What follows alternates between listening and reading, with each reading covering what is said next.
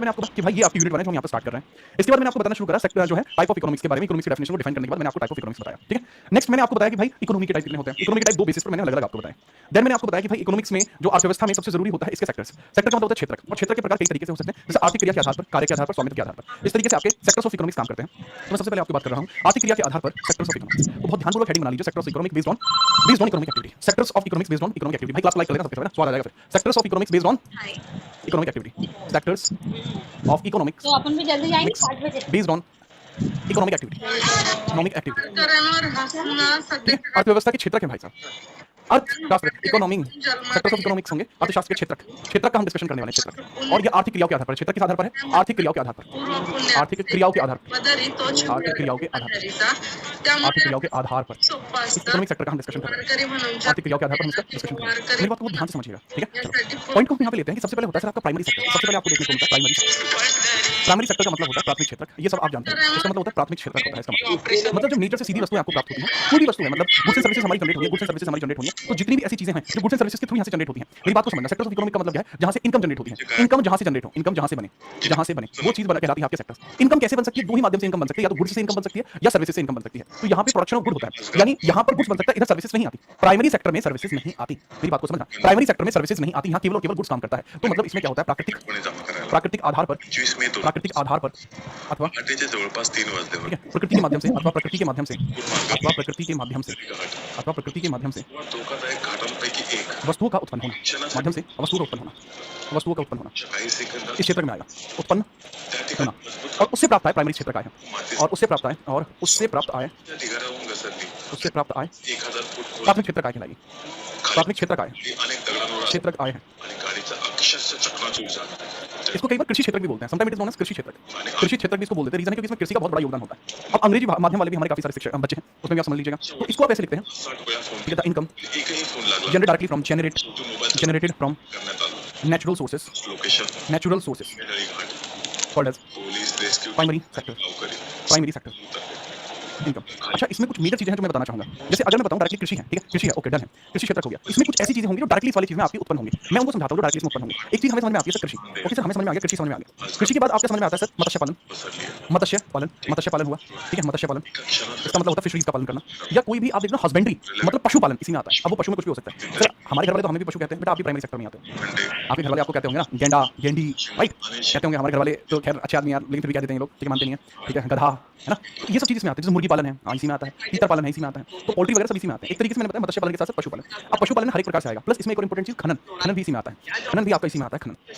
अब जब कोई कंट्री बहुत निम्न स्तर पर डेवलप होता है, मतलब उस कंट्री का कोई हिसाब किताब नहीं होता है, बहुत बुरी तरीके से वो पिछड़े हुए एरिया में जा रहा होता है, तो तब ऐसी परिस्थिति में हमें पता लगता है कि सर वो प्राइमरी सेक्टर से ज्यादा कमा रहा है, ठीक है, याद रखना। अब ब्लू इकोनॉमी जो होती है वो इसी में आती है। ज्यादातर जो ब्लू इकोनॉमी है, ब्लू इकोनॉमी का मतलब क्या होता है? ब्लू इकोनॉमी का मतलब होता है मत्स्य पालन। जीडीपी में योगदान कितना है? कमीन नहीं होता इसमें, कमीन तो भाई साहब सारे सेक्टर में है। तो मेरा यहाँ पर समझना कि भाई लगभग जीडीपी कंट्रीब्यूशन इसका कितना है, जीडीपी में योगदान इसका कितना है? 16 से 17% है योगदान इसका जीडीपी में कितना है? 16 से 17% है, 16 से 17%। ये डेटा कब का है? 2025 का, 2025 का डेटा है, 2025 का डेटा है, 2025 डेटा है। तो नया डेटा क्यों लिखा है? 2024 आया नहीं, 2025 के डेटा पे मानना पड़ेगा, ठीक है। तो ये आपका प्राइमरी सेक्टर होगा। अंग्रेजी भाषा में मैंने आपको काफी बताने की कोशिश की। अब पॉइंट आता है जो 21.82 यानी कि 21.82 इससे पिछले वाले ईयर का है, वो मैंने लिखवाया हुआ 21.82 पिछले वाले ईयर का, 2024 का बता 23 का बता रहे हो आप। 23 में अच्छा खासा इसमें योगदान कर रहे थे, लेकिन जैसे धीरे-धीरे चीजें बढ़ती जा रही हैं वो घट रहा है। 21% जो 2023 का है, जो मैंने 24 में बता रखा है, मैंने नहीं बताया, मुझे याद है मैंने क्या बताया। अभी 16 से 17% है 2025 के डेटा के अकॉर्डिंग लेटेस्ट है। कार्यरत जनसंख्या 52% है, भारत में 52% लोग प्राथमिक क्षेत्र से रिलेट करते हैं, 52%, राइट, परफेक्ट। अब हम बात करते हैं सेकेंडरी सेक्टर। अब यहाँ पे एग्जांपल के लिए जैसे आपने कोई टमाटर बनाया, आलू बनाया, भिंडी, पालक, तोरई, या आपने हीरा निकाला, या आपने कोई भी मटेरियल निकाला कहीं से, जमीन में से लोहा निकाला, वो सब इसमें आते हैं, ठीक है। चलो, तो इसके आगे हम अपन बात करते हैं। अरे 16.17 नहीं है, ये 16 से 17% के बीच में है, ठीक है, याद रखना। आप 25 का पता चल गया, अभी 25 का नया डेटा आ चुका है, आया अभी मई के महीने में ही है, अभी मई ही चल रहा है। नेक्स्ट हम बात करते हैं सेकेंडरी सेक्टर। सेकेंडरी सेक्टर का हम बात करते हैं, इसका मतलब होता है विनिर्माण क्षेत्र। इसको बोलते हैं विनिर्माण क्षेत्र होता है, ये होता है विनिर्माण क्षेत्र होता है। विनिर्माण क्षेत्र आपका ये होता है, विनिर्माण क्षेत्र, विनिर्माण क्षेत्र आपका होता है। विनिर्माण क्षेत्र का मतलब होता है मैन्युफैक्चरिंग एरिया होता है। इससे क्या होता है? मैन्युफैक्चरिंग होती है, डेवलपमेंट होता है, मैन्युफैक्चरिंग होती है, इसको बोलते हैं मैन्युफैक्चरिंग सेक्टर, मैन्युफैक्चरिंग सेक्टर ये होता है। प्राथमिक क्षेत्र से प्राप्त वस्तु को विनिर्मित करना, प्राथमिक क्षेत्र से प्राप्त वस्तु को प्राथमिक क्षेत्र से प्राप्त वस्तु को विनिर्मित करना, प्राप्त वस्तु को विनिर्मित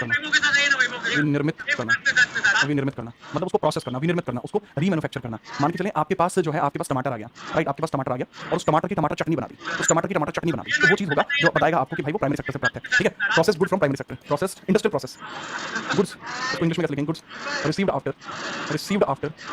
goods received after process of after process of goods हैं, रिसीव होते हैं आफ्टर प्रोसेस ऑफ, प्रोसेस किया है प्राइमरी गुड्स का, प्राइमरी गुड्स, प्राइमरी गुड्स, वो चीज़ हमें यहाँ पर देखने को मिलती है, वो चीज़ हमें यहाँ पर देखने को मिलती है। जैसे गेहूं का ब्रेड बना डाला, राइट, जैसे आलू का टमाटर का चटनी बना डाला, राइट, तो ये चीज़ आपकी होती है। इसके अंदर आपको आते हैं जैसे फैक्ट्रीज वगैरह इसमें आती हैं, फैक्ट्रीज आ गई, ठीक है, बिल्डिंग आ गई, बिल्डिंग का निर्माण भी इसी में आता है, बिल्डिंग्स का निर्माण आ गया, ये सब इसमें, राइट, परफेक्ट।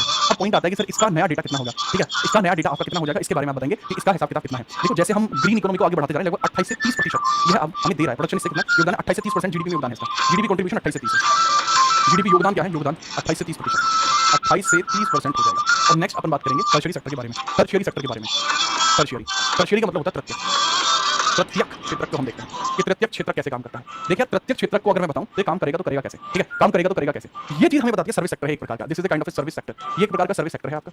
सर्विस सेक्टर का मतलब है सेवा क्षेत्र है आपका, सेवा करोगे सेवा खाओगे मेवा, वाह ऐसा नहीं होता, सेवा करो उनकी जो आपके सेवा की कीमत समझते हैं। सेवा का मतलब होता है कि जैसे जिसमें आपको फिजिकल वस्तु प्राप्त ना हो, जिसमें कोई फिजिकल वस्तु प्राप्त ना हो, यानी केवल सर्विसेज उसमें दी जाती है, सर्विस सेक्टर इसमें, इसमें आपको फिजिकली कोई वस्तु प्राप्त ना हो, इसमें कोई भी फिजिकल गुड भौतिक वस्तु आपको प्राप्त ना हो, इसमें कोई भी भौतिक वस्तु आपकी नहीं होती, फिजिकल गुड आपको कोई इसमें रिसीव नहीं होता, इसमें क्या रिसीव होता है देन यार भाई, इसके अंदर जो रिसीविंग आपको होती है वो होती है सर्विस की, ठीक है, आपके किसी कार्य को आसान बना दिया जाता है, आपके कार्यों को आसान बनाना, आपके कार्यों को आसान बनाना, कार्यों को आसान बनाना, कार्यों को आसान बनाना, तो कार्य को आसान आपको बनाया जाता है, कार्यों को आसान बनाया गया, ठीक है, your works made easy, your works made easy, works made easy, ठीक है, आपके कार्य को आसान बना दिया गया। आप कैसे बना सकते हो, देखो एक बात बताऊं वैसे मैं आपको कि जैसे आपके टांग में चोट लगे, राइट, आपकी टांग में आपके हाथ में चोट लगी, हम कंसीडर कर रहे हैं कि आपके हाथ में चोट लग गई है, तो डॉक्टर उसको क्यों सही कर रहा है, तुम्हें चोट लगी है, तुम्हारी जिम्मेदारी है कि आप अपनी चोट को ठीक करो, डॉक्टर ठीक करता है, तो डॉक्टर कर क्या रहा है, सर्विस दे रहा है, डॉक्टर सेवा कर रहा है आपकी, तो वो सर्विस के एग्रीमेंट थोड़ी कर रहा है, पैसा लेता है, तो उसने फिजिकली तो आपको कुछ दिया नहीं, जब उसने फिजिकली आपको नहीं दिया तो उसने आपसे लिया भी तो काफी कुछ, अब वो चीज हमें आती है टर्शियरी सेक्टर में जो 55 से 60% यहाँ पर करता है, जो लगभग इस बार 58%, 55 से 60% करता है, उसका जो रेट रहता है जीडीपी में कंट्रीब्यूशन क्या, जीडीपी योगदान कितना है, 55 से 60, 55 से 60 है। एग्जैक्ट अगर मैं बताऊं, एग्जैक्ट 58% है, 58.29 था, हाँ 58.29 था जो आपकी एग्जैक्ट परसेंटेज इस बार थी, ठीक है, और ये बहुत इंपॉर्टेंट है। एग्जाम्पल के लिए जैसे बैंक वगैरह ये सब इसमें आते हैं, बैंक हुआ, हॉस्पिटल हुआ, ठीक है, और इसमें भी ह्यूमन लेबर कितना आ रहा है, 27%, इसमें मानव श्रम है, यानी इसमें मानव मदद करते हैं वो 27% है, इस बार इसमें भी बढ़ोतरी आई है। एक बात हमेशा याद रखना, वर्तमान में 58% इज नाउ फिक्स, 55 से 60% इसका क्या है, इसका रेंज है, इस बीच में घूमता है, और ये 60% है। एंटरटेनमेंट भी इसमें आएगा, जी हाँ, एंटरटेनमेंट भी इसमें आएगा, जोर का एंटरटेनमेंट, एंटरटेनमेंट, आप घर पे बैठे बैठे बोर हो रहे थे, ठीक है, आप एंटरटेनमेंट करने के लिए सिनेमा हॉल चले गए, सिनेमा हॉल वालों ने आपको कुछ दिया थोड़ी, फिजिकली तो कुछ नहीं दिया, मूवी दिखा के भगा दिया आपको, राइट, मूवी दिखा के भगा दिया, तो उसमें पॉइंट हो गया कि भाई मूवी दिखाया और भगाया, तो इस केस में तो खाली मूवी देख पाए। अच्छा 58.29 है भाई, अभी याद रखना। अच्छा दूसरा इसके बारे में एक मस्त एग्जांपल बता दूं, मूवी देखने से मुझे याद है, मूवी से आप आसानी से समझ पाओगे। मान के चलिए हमारा जो गजोधर है वो मूवी देखने के लिए गया है, इससे आप सभी सेक्टर्स को समझ जाएंगे। ये हमारा गजोधर है, this is Gajja, Gajju of my Gajodhar. तो मेरा गजोधर भाई जाता है मूवी देखने के लिए, मूवी देखने के लिए अब सारे सेक्टर्स में यूज हो जाएंगे। इसका ये है घर, राइट, इसका घर है, इसके पास अपनी कोई बाइक नहीं है, तो घर से ही निकला, घर सुबह सुबह इसने क्या खाया, घर से निकलते टाइम इसने चावल की खीर खाई, इसने चावल की खीर खाई, चावल की खीर खाई, सूर्यवंशम वाली नहीं थी, नॉर्मल खीर खाई। तो जो चावल की खीर है ये प्राइमरी सेक्टर की है, ये प्राइमरी सेक्टर की है। क्यों है प्राइमरी सेक्टर की, क्योंकि सर इसमें डेयरी से दूध आया और दूध भैंस से प्राप्त हुआ, तो डेयरी प्राइमरी सेक्टर है, चावल राइस भी प्राइमरी सेक्टर है, तो दोनों प्राइमरी सेक्टर से ही आपको प्राप्त हुए हैं, ठीक है। अब इसने खीर खा के पेट में धप लिया, गजोधर चल दिया सीधा, गजोधर गया सीधा, यहाँ से यहाँ तक जाने के लिए भाई ने यहाँ ओला बुक करी, ओला का प्रमोशन हो जाएगा नहीं कर रहा, इसने वहाँ जाने के लिए टमटम टैक्सी बुक करी है, टमटम टैक्सी ने बुक करी, टमटम टैक्सी ने इसको यहाँ से यहाँ छोड़ दिया सिनेमा हॉल में, सिनेमा हॉल में मूवी लगी हुई थी गजबन जवानी, यहाँ मूवी लग रही थी गजबन जवानी, अब वो गजबन जवानी देखने के लिए आया था, वो फेमस गाना है, हंसी मत लाओ मुझे, ठीक है। टमटम टैक्सी के लिए इसने रुपए दिए, ये नहीं दिए, ये आपका टर्शियरी सेक्टर होगा, टर्शियरी सेक्टर हो गया यहाँ पर, टर्शियरी सेक्टर हो गया। जब ये सिनेमा हॉल में पहुंचता है वहाँ टिकट लिया, टिकट भी टर्शियरी सेक्टर हो गया, वहाँ इसने पॉपकॉर्न दबोच दी, जो पॉपकॉर्न दबोची है सेकेंडरी सेक्टर है, सेकेंडरी सेक्टर है, सेकेंडरी सेक्टर है। और वो जो सिनेमा हॉल जो बना है, उसकी जो बिल्डिंग बनी है, उसका जो इंफ्रा बना है, वो सबका सब किस सेक्टर से रिलेट करेगा, तो सिनेमा हॉल के सारे ये मूवी बनी है, उसका प्रोडक्शन हुआ है, ये सब सेकेंडरी सेक्टर में रिलेट करते हैं, ठीक है, याद रखना। तो यहाँ सिनेमा हॉल तक इसके पूरे रास्ते में कई सारी चीजें आई, लेकिन पॉइंट ये है कि जब इतनी सारी चीजें हमने यहाँ पर देखी, अगर यही चीज देखते हुए वह किसी साइंस एक्सपेरिमेंट में चला जाता तो माहौल बदल जाता, ठीक है। चलो अगर ये यही चीज आपका किसी साइंस एक्सपेरिमेंट के लिए चला जाता, मान के चलिए ये यहाँ गजबन जवानी देखने की बजाय, ये गजबन जवानी देखने की बजाय यहाँ पर अगर मान के चलते हैं इसकी जगह ये चला जाता किसी कॉलेज में, इसकी जगह से किसी कॉलेज में चले जाता महिला मित्र से मिलने, किसी एजुकेशन के लिए, मान के चलते कॉलेज जाता एजुकेशन के लिए भेज देते हैं, तो ये भाई आपका फोर्थ सेक्टर है। एक्जेक्टली क्या नॉलेज सेक्टर को आज डेट में फोर्थ सेक्टर में बना दिया गया है, ठीक है। तो पहले नहीं था अभी है, राइट, पहले नहीं था अभी है, ये फोर्थ सेक्टर है। इसके बारे में थोड़ा सा अपन समझ सकते हैं, थोड़ा उसमें भी आप याद रखें, ठीक है। देख भाई ये विजय शर्मा, पहली बात तो वर्ल्ड हिस्ट्री तुम्हारे सिलेबस में नहीं है, रेलवे फाउंडेशन के लिए तुम आ रहे हो आवाज उठाते हुए, world history is not on your syllabus. पहले तो आपका डाउट ये खत्म हुआ, दूसरा बेटा मैं कंप्यूटर नहीं पढ़ाता बैच के अंदर, अगला डाउट तुम्हारा ये खत्म हुआ, तीसरा डाउट बता दे, ठीक है। स्टैटिक जीके ऑलमोस्ट आपकी पूरी करा दी, एक दो लेक्चर बचे हुए रिकॉर्डेड आ रहे हैं, अब आपके सारे काम खत्म कर दें, कृपया करके आगे कमेंट ना करें मिस्टर विजय शर्मा, आगे बढ़ते हैं भाई। तो ये चीज मैंने आपको बताई, तो ये भाई ये वो कॉमन सेक्टर है ज्यादातर जगह आपको देखने को मिलेंगे, बट इसके अलावा जो नई मॉडर्न इकोनॉमिक्स आती है, जो नई मॉडर्न इकोनॉमिक्स आती है, तो उस परिस्थिति के अंदर आप समझेंगे कि थोड़ा परेशानी है, ठीक है। चलो उसको हम समझते हैं, देखिए अगर हम बात करते हैं जो फोर्थ सेक्टर है, that is known as fourth sector क्या है। सर जो फोर्थ सेक्टर हमें दिखाई देता है उसको हम नॉलेज सेक्टर बोलते हैं, नॉलेज सेक्टर इसको हम बोलते हैं। कहीं ना कहीं अगर देखा जाए नॉलेज सेक्टर ये सब के सब थर्ड सेक्टर के ही हिस्से हैं, या टर्शियरी का ही एक हिस्सा है, कैटेगराइज किया है ताकि इनके ऊपर थोड़ा अलग से काम किया जा सके। आगे आने वाले समय में हम इस पे काम करेंगे। फिफ्थ को बोलते हैं क्वीनरी, इसको क्वाटरनरी बोलते हैं वैसे तो, क्वाटरनरी इसको बोलते हैं, मतलब क्या होता है चतुर्थ, आपका चतुर्थ क्षेत्रक है, राइट, चतुर्थ क्षेत्रक है, और इसको हम बोलते हैं क्वीनरी यानी पंचम सेक्टर है, इस सेक्टर को हम बोलते हैं क्वीनरी, क्वीनरी बोलते हैं, क्वीनरी का मतलब होता है पंचम, इसको क्षेत्रक बोलते हैं, पंचम क्षेत्रक इसको बोलते हैं, क्या रे समझा क्या, इसको क्या बोलते हैं अपन, पंचम क्षेत्रक है, इसको हम पंचम क्षेत्रक बोलते हैं, ठीक है। चलो देवशीन अभी क्लियर करेंगे भाई। मैंने आपको समझाया कि इस सेक्टर के अंदर क्या आते हैं, आपके कॉलेज यूनिवर्सिटीज वगैरह आते हैं, कॉलेज हुआ, यूनिवर्सिटीज वगैरह हुए, यूनिवर्सिटीज वगैरह हुए, वो यहाँ आते हैं। इसमें आता है रिसर्च एंड डेवलपमेंट, R&D आता है आपका फिफ्थ सेक्टर में, रिसर्च एंड डेवलपमेंट आता है इसमें, रिसर्च एंड डेवलपमेंट, तो R&D रिसर्च एंड डेवलपमेंट इसमें आता है, रिसर्च एंड डेवलपमेंट आता है इसमें, पहला पॉइंट। और दूसरा इसमें जो चीज आती है कहीं ना कहीं इसके अंदर आपको दिखाई पड़ता है कि R&D के साथ साथ गोल्डन कॉलर जॉब्स इसी में आएंगे। मैं खुद फोर्थ सेक्टर में आता हूं क्योंकि यहाँ कोचिंग भी इसी में आते हैं, ठीक है, कोचिंग हुआ, ऑनलाइन एजुकेशन हुई, ठीक है, ऑनलाइन एजुकेशन भी वो इसमें आता है। हालांकि एक प्रकार की सर्विस है, रिसर्च एंड डेवलपमेंट भी एक प्रकार की सर्विस है। एक बात बताओ, साइंटिस्टों ने ये खोज करके निकाल लिया कि उन्होंने खोज करके कि नासा पे जाने का रास्ता, मून पे जाने का रास्ता क्या है, तो वो अपने घर के लिए थोड़ी निकालना है, चले भाई आज खटोला चांद पे डालेंगे, अपने लिए थोड़ी है ना, ये समझो। प्लस इसमें भाई गोल्डन कॉलर जॉब्स आती हैं जो समाज में बहुत प्रतिष्ठित होती हैं, गोल्डन कॉलर जॉब्स आपको यहाँ दिखाई पड़ेंगी। अब ये गोल्डन कॉलर जॉब्स जो होती हैं, जैसे मीडिया साइंटिस्ट हुए, साइंटिस्ट हुए, मीडिया हाउस हुए, वो सब इसमें आते हैं, मीडिया हाउस हुए, ठीक है, जजेस हुए, लॉयर्स हुए, जिनका समाज में प्रभाव पड़ता है, समाज में इनका प्रभाव पड़ता है, एनजीओ हुए, पीएम हुए, सीएम हुए, एनजीओ पीएम सीएम एनजीओ हुए, ठीक है, एमपीज हुए, एमएलएज हुए, मतलब वो आते हैं। मेरे ख्याल से आप इन सबको समझ पाए होंगे, ठीक है। चलो मुझे नहीं लगता कि यूनिवर्सिटी प्रोफेसर्स भी हुए, इसी में आएंगे ना भाई, यूनिवर्सिटी प्रोफेसर्स वगैरह सब इसी में आएंगे, this is called as the fifth sector. But ये इसका काउंटेशन हम टर्शरी के अंदर ही कर चुके हैं, प्रत्येक क्षेत्र में ही इसका हम हिसाब किताब निपटा चुके हैं। कभी कभी अगर कोई सवाल बना तो इससे बन सकता है कि किस सेक्टर से बिलोंग कर रहा है, ठीक है। चलो ठीक है, आगे हम बात करते हैं, नेक्स्ट अपन देखते हैं, उसको समझिएगा बगैर किसी परेशानी के, ठीक है, बगैर किसी परेशानी के आगे हम देखते हैं। वो तो जबरदस्ती में भेज दिया, वो भी बोल रहे अब हम बात करते हैं sector of economics based on, मैंने बताया था कि कार्य के आधार पर बात करते हैं, कार्य आधार पर बात करते हैं बेस्ड ऑन वर्क। तो sector of economic based on work देखते हैं, sector of economic based on work यहाँ देख लेते हैं, sector of economic based on work, और हो जाता sector of economic based on work, of economics based on work है ये, ठीक है, बेस्ड ऑन वर्क की हम बात करेंगे, based on work, based on work की बात करेंगे, यानी कार्य आधारित। बेस्ड ऑन वर्क का मतलब क्या हुआ, भाई कार्य आधारित की चर्चा कर रहे हैं, कार्य आधारित की बात हम यहाँ पर कर रहे हैं, कार्य आधारित की चर्चा यहाँ चल रही है, तो कार्य आधारित बता दें, ठीक है। जो कार्य आधारित की हम बात करें, ठीक है, कार्य आधारित की बात करें, वो दो स्तर पर बात हो सकती है, कार्य आधारित की, कार्य आधारित की बात जो हो सकती है वो दो स्तर पर हम आगे बढ़ा सकते हैं, कार्य आधारित वाले कॉन्सेप्ट, समझिए कॉन्सेप्ट क्या है। कार्य आधारित वाला जो कॉन्सेप्ट है वो बिल्कुल अलग है, लगा दिया था, समझ लो ठीक। और उस चीज को आप यहाँ समझने का प्रयत्न करना। देखो यहाँ पर आता है ऑर्गेनाइज्ड और अनऑर्गेनाइज्ड। ऑर्गेनाइज्ड जॉब्स होती हैं, संगठित क्षेत्र होता है, संगठित क्षेत्र होता है और असंगठित होता है। एक होता है संगठित क्षेत्र होता है और एक होता है आपका असंगठित। असंगठित होता है, ऑर्गेनाइज्ड होता है, अनऑर्गेनाइज्ड होता है, दिस इज ऑर्गेनाइज्ड, ऑर्गेनाइज्ड ये होता है अनऑर्गेनाइज्ड, अनऑर्गेनाइज्ड होता है।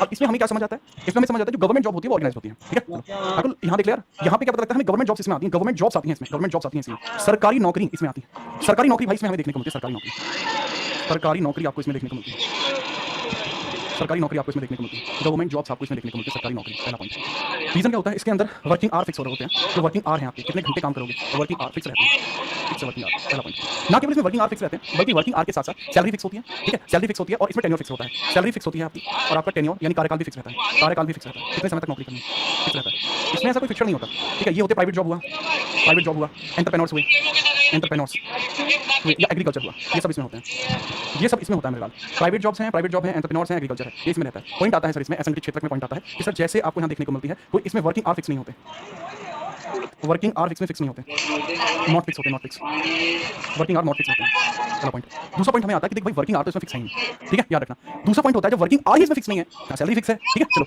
याद रखना ना, इसमें सैलरी भी फिक्स नहीं होती, सैलरी भी फिक्स, सैलरी नॉट फिक्स रहती है और टेन्योर भी इसमें नॉट फिक्स रहता है, कार्यकाल भी इसमें फिक्स नहीं होता, नॉट फिक्स रहती है, ये रहती है इसमें।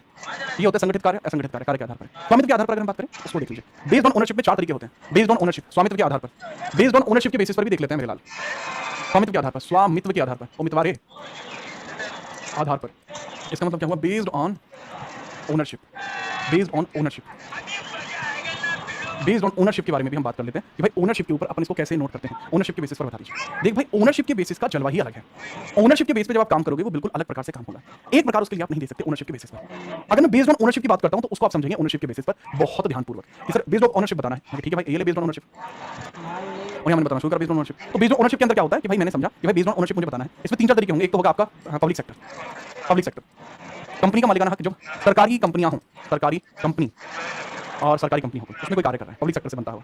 एक हो सकता है आपका प्राइवेट सेक्टर, प्राइवेट नौकरी, आप समझ गए इसमें, ये मालिक कौन है इसमें, ओनर कौन है इसमें, इसमें जो ओनर एंड रेगुलेटर दोनों ही, रेगुलेटर, रेगुलेटर का मतलब होता है नियामक, दोनों ही आपका निजी व्यक्ति होगा, कोई निजी व्यक्ति होगा, निजी व्यक्ति आपका कोई होगा, ठीक है। तो ये पब्लिक सेक्टर हो गया, प्राइमरी सेक्टर हो गया। अभी अपन देखते हैं जॉइंट सेक्टर जिसमें दोनों साथ में रहते हैं, इसमें होता है संयुक्त क्षेत्र, इसको संयुक्त बोलते हैं अपन, संयुक्त इसमें होते हैं दोनों ओनर, इसमें दोनों होते हैं, इसमें बहुत होते हैं। फिर आता है कोऑपरेटिव, सहयोगी, कोऑपरेटिव, ठीक है। कोऑपरेटिव का मतलब क्या होता है बेसिकली आपका, सर सहयोगी की बात यहाँ पर की जा रही है, सहयोगी की बात यहाँ पर की जा रही है, बट इसको सहकारिता बोलते हैं, सहकारी कॉपरेटिव। अब सहकारी का मतलब क्या होता है कि ओनर तो होती है इसमें सरकार, ओनर तो इसमें होती है सरकार, और कार्यभार संभालती है इसमें प्राइवेट कंपनी। और कार्यभार कौन देखता है? प्राइवेट।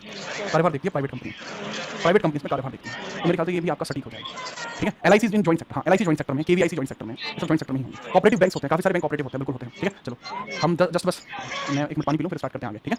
बताओ फटाफट से।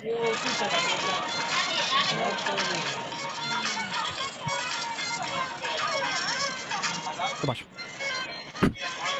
वो बेस करता है आपका जीडीपी जितनी है, उसको मापने के कई अलग अलग पैमाने हैं, जैसे जीडीपी, एनडीपी, जिसको मैं यहाँ पर समझाने वाला हूँ।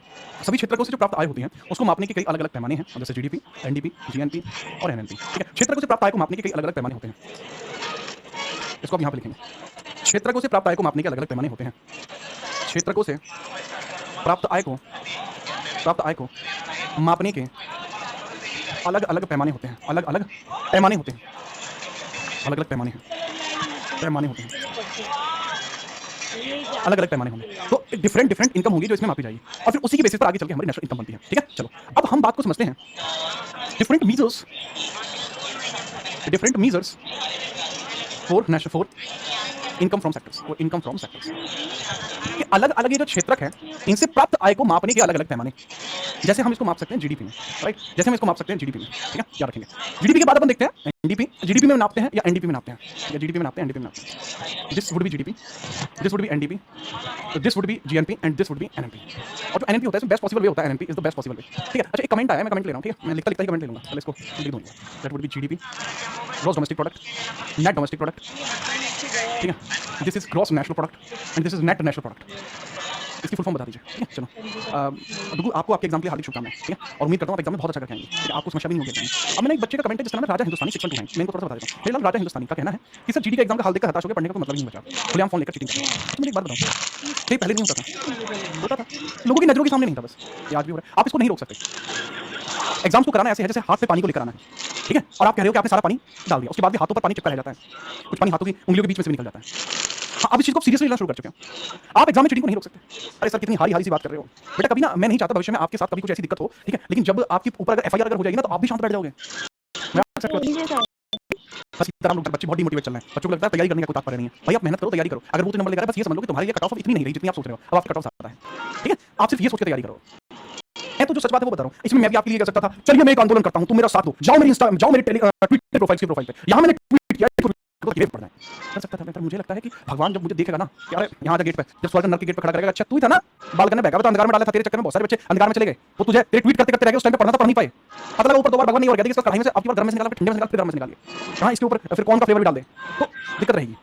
इसका मतलब होता है ग्रॉस डोमेस्टिक प्रोडक्ट, इसका मतलब होता है ग्रॉस डोमेस्टिक प्रोडक्ट, इसका मतलब ही होता है ग्रॉस डोमेस्टिक प्रोडक्ट, इसका मतलब होता है नेट डोमेस्टिक प्रोडक्ट, इसका मतलब होता है नेट डोमेस्टिक प्रोडक्ट। इसका मतलब होता है, इसका मतलब होता है gross national product, gross national product, national product होता है इसका मतलब। और इसका मतलब जो होता है मेरे लाल, वो होता है net domestic product, net domestic product, net national product, national product. अब इन सारी चीजों के बारे में हम बात करते हैं। अब हम इसके बारे में बात करते हैं, इसको हम बोलते हैं शकल। शकल घरेलू उत्पाद है, ये उत्पाद है, ये आपका निवल घरेलू उत्पाद है, निवल घरेलू उत्पाद। यह है आपका शकल राष्ट्रीय उत्पाद है, यह है आपका निवल राष्ट्रीय उत्पाद है, और ये क्या है आपका निवल राष्ट्रीय उत्पाद, निवल राष्ट्रीय उत्पाद है। निवल का मतलब होता है शुद्ध, ठीक है। चलो गुरु जी इसका मतलब गलत का साथ दोगे, किसने कहा मैं गलत का साथ दूंगा? मैं तो सही का साथ दे रहा हूँ, जो सही है। मैं आपके साथ खड़ा हूँ गुरु जी राजपूत। रजत भाई अगर आई एम रूट भाई अगर एक हुई होती मैं फिर भी सोचता, अबे 3 हुई है भाई, इसलिए मैं ज्यादा जानता हूँ। अभी आप ग्रॉस डोमेस्टिक प्रोडक्ट देख लो, ठीक है, याद रखना और उसके बारे में समझिएगा। देखो एक वर्ष भर में एक देश की सीमाओं के भीतर उत्पन्न किया गया जितना भी वस्तु सेवा का मौद्रिक मूल्य होता है वो जीडीपी में कैलकुलेट होता है। एक देश की सीमाओं के भीतर, देश की सीमाओं के भीतर, देश की सीमाओं के भीतर, देश की सीमाओं के भीतर, जो देश की सीमाएं हैं उन सीमाओं के भीतर, ठीक है, याद रखना। इसका कुछ तो समाधान होगा, लेकिन समय लगेगा, समाधान होगा। भगवान ने चाहा तो मैं समाधान जरूर करूंगा इसका, ठीक है। देश की सीमाओं के भीतर, यदि देश की सीमाओं के भीतर एक वर्ष में उत्पन्न वस्तु व सेवा का मौद्रिक मूल्य, वस्तु व सेवा का मौद्रिक मूल्य, मौद्रिक मूल्य, मौद्रिक मूल्य। अब मेरी बात को समझना, ठीक है, याद रखना। टोटल रेवेन्यू या फिर आप कह सकते हैं total income inside border of country, inside border of nation, inside border of nation in one annual year, in one annual year. एक वार्षिक वर्ष में बॉर्डर के अधीन, बॉर्डर के अंतर्गत, यानी देश की सीमाओं के अंतर्गत, देश की सीमाओं के अंतर्गत जो आपकी इनकम जनरेट होती है, जो आपकी एनुअल इनकम जनरेट होती है, ठीक है, याद रखना। वो चीज कहलाती है आपकी जीडीपी। अब इसी बात को समझना, अब वो प्रोडक्शन चाहे तो भारतीय व्यक्ति करे, चाहे तो वो इनकम भारतीय व्यक्ति करे या कोई भारतीय कंपनी करे, फर्क नहीं पड़ता, सब लागू है। चाहे तो वो विदेशी कंपनी हो, चाहे तो वो विदेशी व्यक्ति हो या वो विदेशी कंपनी हो, फर्क नहीं पड़ता, सब कुछ जीडीपी में काउंट होगा। एवरीथिंग विल बी मतलब कैलकुलेटेड इन द जीडीपी। तो जीडीपी सबसे ज्यादा होती है अकॉर्डिंग, अगर मैं लिखता हूं तो जीडीपी बहुत ज्यादा होती है। बट नेट डोमेस्टिक प्रोडक्ट, इस जीडीपी को रिसीव करने के लिए, इस जीडीपी को रिसीव करने के लिए जितना भी पैसा खर्च हुआ, डेप्रिसिएशन डेप्रिसिएशन और डेप्रिसिएशन मूल्यह्रास, डेप्रिसिएशन आपका हो जाएगा, मूल्यह्रास होता है।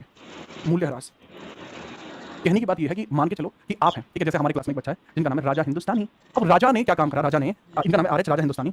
इन्होंने कल को क्या काम करा, इन्होंने अपनी समोसे की दुकान खोल दी। इनकी दुकान पे मिलता है, ठीक है, गजोदर छाप समोसा, ये बेचते हैं गजोदर समोसा, ये गजोदर छाप समोसा बेचते हैं, ठीक है।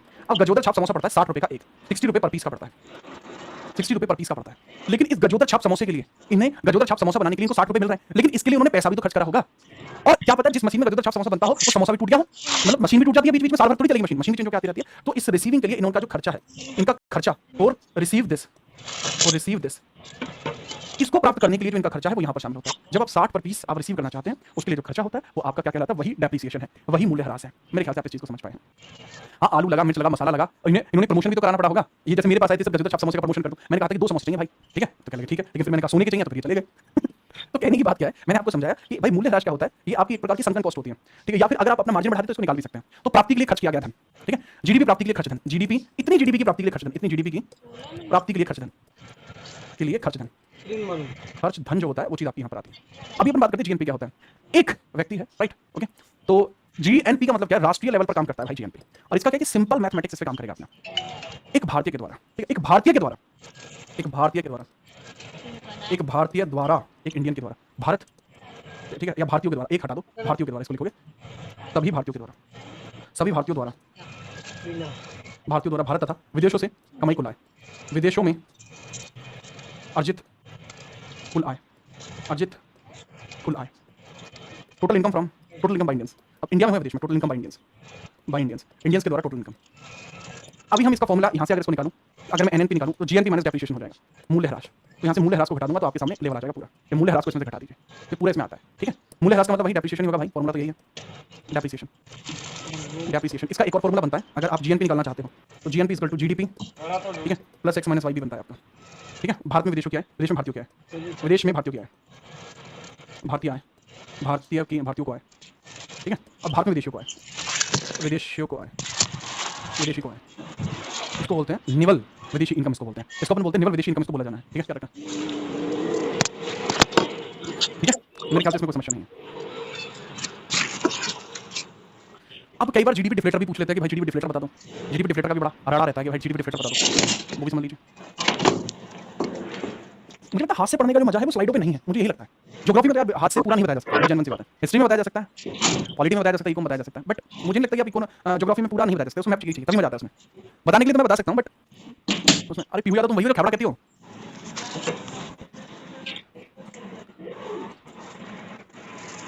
ठीक है। आगे अपन बात करते हैं, देन ये चीज आपको समझ में आई, देन हम आगे बात करते हैं। एक आपका जीडीपी डिफ्लेटर, आपका एक रहता है जीडीपी डिफ्लेटर, ठीक है, और जीडीपी से रिलेटेड कुछ और चर्चा भी रहती है, ठीक है, उसको भी समझते हैं, जीडीपी डिफ्लेटर को समझते हैं। तो जीडीपी डिफ्लेटर आप निकालते हैं, तो जीडीपी डिफ्लेटर के बारे में समझिएगा।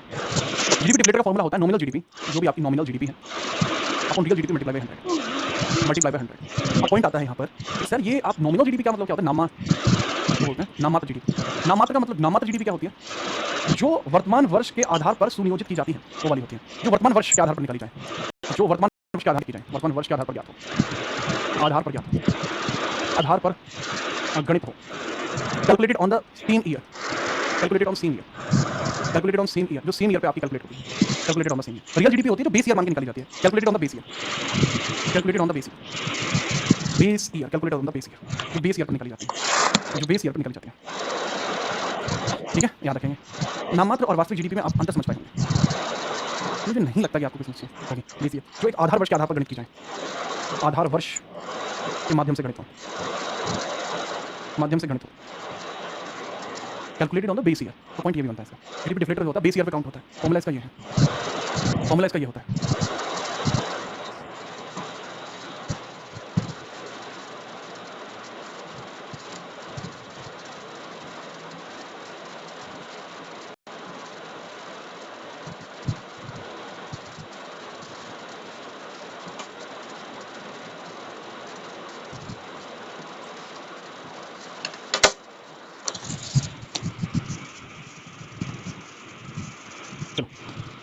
आगे अपन बात करते हैं इसके बाद नेक्स्ट कि भाई जो जीडीपी होती है इसको हम दो आधारों पर ज्ञात कर सकते हैं। जीडीपी के बारे में समझना थोड़ा ज़्यादा जरूरी है। अभी जीडीपी के बारे में बात कर सकते हैं, कैन बी इसको हम कैसे ज्ञात कर सकते हैं? दो आधारों पर इसको ज्ञात कर सकते हैं। इसकी गणना दो आधार पर हो सकती है। इसकी गणना calculation on the two basis. इसकी कैलकुलेशन दो आधारों पर हो सकती है। इसकी कैलकुलेशन कैसे हो सकती है? दो आधारों पर इसकी कैलकुलेशन हो सकती है। ठीक है, ओके, ठीक है। आपका जो सोल्यूशन है उसको भी देखते हैं। ठीक है, अब वो जो दो आधार हैं उन दो आधारों का समझते हैं। एक फैक्टर कॉस्ट पे, एक मार्केट कॉस्ट पे। Factor cost and market cost इस पे भी निकाल सकते हैं। एक हो सकती है फैक्टर कॉस्ट पर और एक हो सकती है market cost per. Market cost per निकाल सकते हैं। इसका मतलब होता है फैक्टर कॉस्ट का मतलब होता है लागत मूल्य पर। लागत मूल्य पर हो सकता है या बाजार मूल्य पर हो सकता है। बाजार मूल्य पर हो सकता है। अब लागत मूल्य क्या होती है? सर लागत मूल्य वो होती है जिसमें वह वस्तु बनकर तैयार होती है। ठीक है, जिसपे वो वस्तु बनकर तैयार होती है। मतलब जब आप ये समझ लीजिए कि भाई आप समझ लेना फैक्टर कॉस्ट है और आपका मार्केट कॉस्ट में बहुत सारी चीजें आपकी जुड़ जाती है, टैक्सेशन वगैरह जुड़ जाता है। मतलब जितने की वह बन के पड़ती है वो वाली चीज मतलब लागत मूल्य होती है जिसमें वस्तु बनकर तैयार हुई। वस्तु बनकर तैयार, वस्तु बनकर तैयार, बनकर जितने में तैयार हुई, बनकर तैयार जितने में हुई, जितने में वस्तु बनकर तैयार हुई, बाजार में बिची है वस्तु, बाजार में जितने की बिची, बाजार में बिकी, बाजार में बिकी, तो वो चीज होती है। इसका फॉर्मूला भी होता है, इसका फॉर्मूला भी होता है। इसको हम क्या बोलते हैं? जीडीपीएफसी। इसको बोलते हैं जीडीपीएमसी। फॉर्मूला होता है मार्केट कॉस्ट पे निकालने का, तो फैक्टर कॉस्ट में टैक्स जोड़ो और सब्सिडी घटा दो। फॉर्मूला रहता है भाई इसका GDP at market cost equal to GDP at factor cost का फॉर्मूला रहेगा फैक्टर कॉस्ट प्लस इसमें एड ऑन करना पड़ेगा। ठीक है, और एड ऑन क्या करना पड़ता है? ठीक है, जीडीपी एट फैक्टर कॉस्ट में एड ऑन करना पड़ता है टैक्स और घटाना पड़ता है सब्सिडी। सब्सिडी इसमें से घटाना पड़ता है। तो पॉइंट रहता है सारा का सारा ही। तो पॉइंट रहता है सारा का सारा ही मुझे। ठीक है, तो जीडीपी आप ऐसे भी निकाल सकते हैं। इसके बाद जो नेक्स्ट आपका हिसाब किताब होता है वो होता है नेशनल इनकम। तो हम नेक्स्ट क्लास में पढ़ेंगे नेशनल इनकम। नेक्स्ट क्लास में नेशनल इनकम पढ़ेंगे। ये मैंने आपको नेशनल इनकम के फैक्टर बता दिया। अब नेशनल इनकम का क्या रहेगा? इन्हीं के बेसिस पर हम नेशनल इनकम निकालेंगे। नेशनल इनकम अपन कल निकालेंगे। ठीक है, हाँ क्लास रुक गई थी अभी। ठीक है, चलो भाई आज के लिए इतना ही रखते हैं। क्लास को लाइक कर देना और जो बच्चे रेगुलर आने वाले हैं कृपया करके इस क्लास नीचे कमेंट कर देना सर या sir we are regular student. एक और रेगुलर स्टूडेंट कल मिलते हैं। जय हिंद, वंदे मातरम।